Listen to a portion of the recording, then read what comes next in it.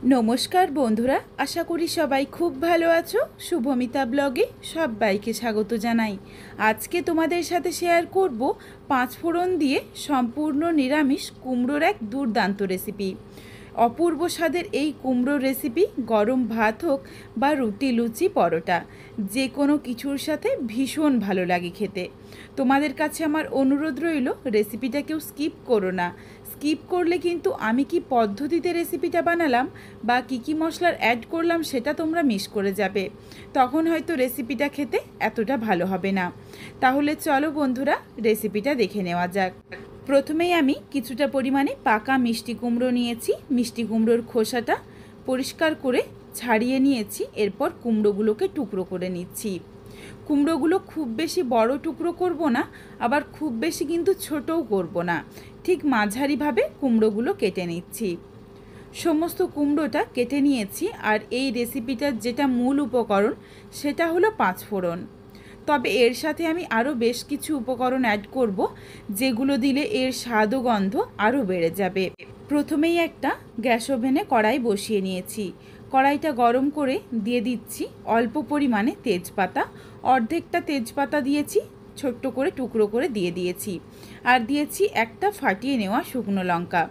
গ্যাসের flame low to মিডিয়ামে রেখে তেজপাতা আর শুকনো লঙ্কাটাকে প্রায় 10 থেকে 15 সেকেন্ড সময় নিয়ে ভেজে নিতে হবে।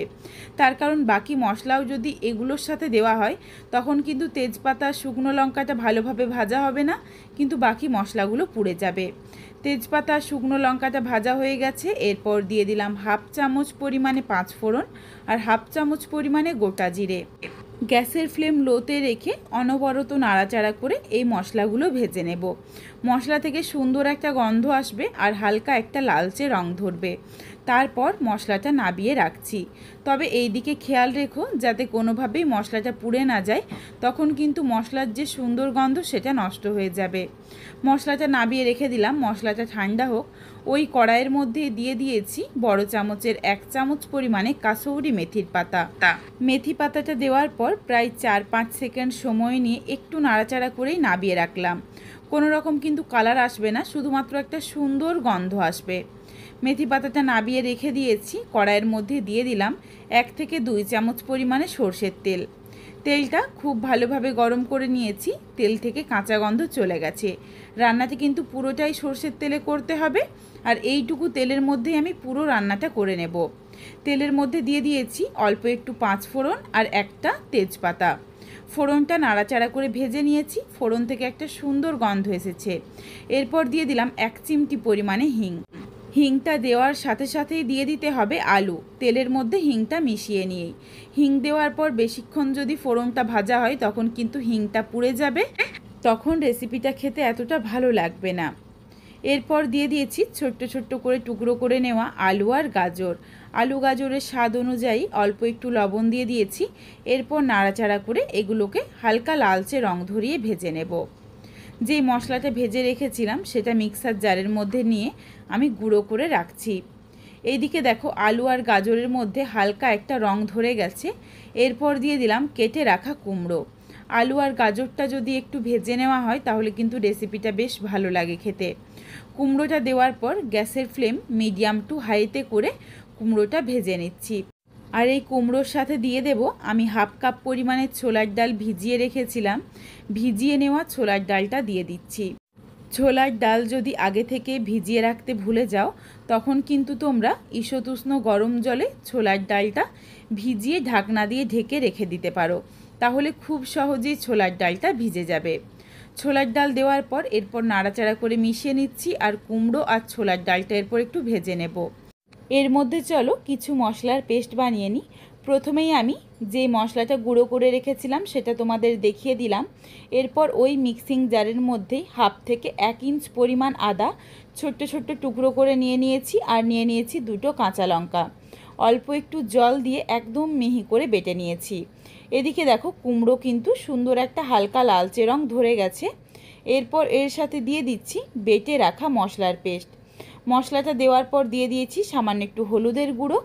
এরপর গ্যাসের ফ্লেম লোতে রেখে মশলার সাথে কুমড়োটা খুব ভালোভাবে কষিয়ে নেব, যতক্ষণ না অবধি আদা কাঁচা লঙ্কার কাঁচা গন্ধটা চলে যায়।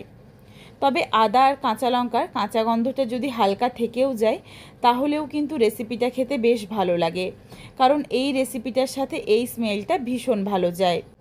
মশলাটা ভালোভাবে কষিয়ে নিয়ে দিয়ে দিলাম 2 কাপ পরিমাণের জল। এই জলের মধ্যে কিন্তু কুমড়োটা খুব ভালোভাবে সেদ্ধ হয়ে যাবে। এখন দিয়ে দিচ্ছি লবণ। কুমড়ো দেওয়ার পরে কিন্তু আমি লবণ দিইনি, তার কারণ কুমড়ো দেওয়ার পর যদি লবণ দেওয়া হয় তখন কিন্তু কুমড়োটা ভাজা হবে না, কুমড়োর থেকে জল ছাড়তে শুরু করবে, তখন রেসিপিটা খেতে এতটা ভালো লাগবে না, আর কুমড়োটা একদম গলে যাওয়ার সম্ভাবনা থাকে। এইভাবে রান্নাটা করা হলে কুমড়োটা বেশ গোটা গোটা থাকে, রেসিপিটা কিন্তু খেতেও বেশ ভালো লাগে। এরপর এর সাথে দিয়ে দিয়েছি ভেজে গুঁড়ো করে রাখা মশলার অর্ধেকটা মশলা দিয়ে নাড়াচাড়া করে মিশিয়ে নিয়েছি। সুন্দরভাবে দেখো ফুটে উঠেছে। এরপর গ্যাসের ফ্লেম লোতে করে ঢাকনা দিয়ে ঢেকে রাখছি যতক্ষণ না অবধি সবজিগুলো সুসেদ্ধ হয়ে যায়। আর এই সবজি সেদ্ধ হতে হতেই কিন্তু ছোলার ডালটাও সুন্দরভাবে সেদ্ধ হয়ে যাবে। অনেকটা দেখো জলটা কমে গেছে। তোমাদের আমি একটা ছোলার ডাল একটু ভেঙে দেখিয়ে দিচ্ছি, যাতে তোমরা বুঝতে পারো যে আলাদা করে সেদ্ধ করার আর দরকার নেই। সুন্দর দেখো বেশ গোটা রয়েছে, অথচ হাতে করে চাপ দিলেই একদম নরম হয়ে গেছে। এই রেসিপিটার সাথে এইরকম একটু গোটা গোটা থাকবে অথচ নরম হয়ে যাবে, এই ছোলার ডালটাই কিন্তু খেতে বেশি ভালো লাগে। সবজি সেদ্ধ হওয়ার পর দিয়ে দিয়েছি 1/2 চামচ পরিমাণে চিনি আর 1 চামচ পরিমাণে টমেটো সস। টমেটো সস একবার হলেও এইভাবে কুমড়ো রেসিপিতে দিয়ে দেখো, ভীষণ ভালো লাগে খেতে। আর দিয়ে দিলাম বাকি যেটুকু ভেজে গুঁড়ো করে রাখা মশলা ছিল, পুরো মশলাটাই দিয়ে দিলাম। এগুলো মেশাতে মেশাতে এখনই কিন্তু ভীষণ সুন্দর একটা গন্ধ এসেছে। এখানে আমি রেসিপিটা আমার পছন্দ মতো একটু মাখো মাখো রেখেছি, তোমরা চাইলে কিন্তু একটু শুকনোও করে নিতে পারো বা একটু গা মাখো রাখতেই পারো তোমাদের পছন্দ মতো। কুমড়োগুলো দেখো বেশ গোটা গোটা রয়েছে। এরপর রেসিপিটা নাবিয়ে নেব। নাবিয়ে নেওয়ার আগে দিয়ে দিচ্ছি ভেজে রাখা কাসৌরি মেথির পাতা। মেথির পাতাটা দেওয়ার পরই গ্যাসের ফ্লেমটা অফ করে দিয়েছি, নইলে মেথি পাতার যে একটা সুন্দর গন্ধ সেটা নষ্ট হয়ে যাবে। মেথি পাতাটা দেওয়ার পর নাড়াচাড়া করে মিশিয়ে নিচ্ছি, আর গ্যাসটা তো অফ করে দিয়েছি। এরপর ঢাকনা দিয়ে ঢেকে রাখছি 5 মিনিটের জন্য স্ট্যান্ডিং টাইমে। 5 মিনিট পর রেসিপিটা তোমাদের দেখিয়ে দিই, দেখো কতটা সুন্দর দেখতে হয়েছে আর স্বাদে গন্ধে অতুলনীয়। সম্পূর্ণ নিরামিষ এই রেসিপি যে কোনো কিছুর সাথেই খাওয়া যায়। তোমাদের কাছে আমার একটাই অনুরোধ রইল, বাড়িতে অবশ্যই একবার হলেও এইভাবে কুমড়োর রেসিপিটা বানিয়ে দেখো, তারপর আমায় কমেন্ট করে জানিও রেসিপিটা তোমাদের কেমন লাগলো। রেসিপিটা তোমাদের যদি ভালো লাগে তাহলে লাইক করো, শেয়ার করে বন্ধুদের দেখার সুযোগ করে দিও। তোমরা যদি এই রকম নিত্য নতুন রেসিপি আরও পেতে চাও তাহলে অবশ্যই আমার চ্যানেলটিকে সাবস্ক্রাইব করে পাশে থাকা বেলটি অন করে অল নোটিফিকেশান অন করে দিও, যাতে আমার প্রত্যেকটা রেসিপির নোটিফিকেশান সবার প্রথমে তোমাদের কাছে পৌঁছে যায়। আবারও খুব শীঘ্রই হাজির হচ্ছি নতুন কোনো এক রেসিপি নিয়ে। পরবর্তী রেসিপি দেখার আমন্ত্রণ রইল। পুরো ভিডিওটা দেখার জন্য অনেক অনেক ধন্যবাদ। তাহলে আজকে আসি, সবাই ভালো থেকো, সুস্থ থেকো।